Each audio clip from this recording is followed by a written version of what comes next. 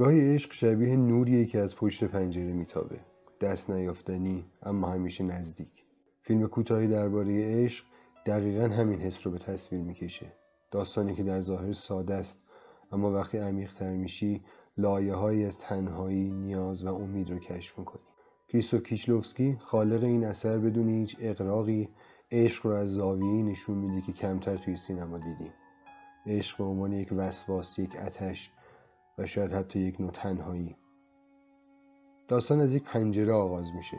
پنجره‌ای که تومک، پسر جوان و ساکت فیلم، هر شب از اون زن همسایش ماگدا رو تماشا میکنه. این نگاه کردن شاید ساده به نظر بیاد، اما انگار برای تومک چیزی فراتر از تماشا کردنه. هر شب از پشت این پنجره دنیای او به دنیای ماگدا گره میخوره. اما این نگاه کردن واقعا عشقه یا چیزی دیگر؟ یکی از تاثیرگذارترین لحظه‌های فیلم جاییه که تومک بالاخره جرأت پیدا میکنه و به ماگدا اعتراف میکنه که هر شب اون از پنجره تماشا میکنه. واکنش ماگدا در نگاه اول بیرحمانه است. با خونسردی میپرسه این به نظر تو عشقه؟ اینجا فیلم یه سوال بزرگ از ما میپرسه. عشق دقیقاً چیه؟ آیا فقط یه حسی یه طرف است یا باید حتما متقابل باشه تا واقعی بشه؟ برای من این سوال یکی از نقاط قوت فیلمه. کیسلوفسکی اجازه میده مخاطب خودش جواب پیدا کنه. شاید عشق تومک عجیب به نظر برسه، مثل یک جور وسواس، اما وقتی عمیق‌تر فکر میکنم میبینم شاید چیز عجیبی نباشه. هر کسی ممکنه لحظات یا روزهایی رو با فکر کردن به چیزهایی که دوست داره ولی در دسترسش نیستن گذرونده باشه. مثل همون نوری که هر لحظه میبینیم ولی دست نیافتنیه.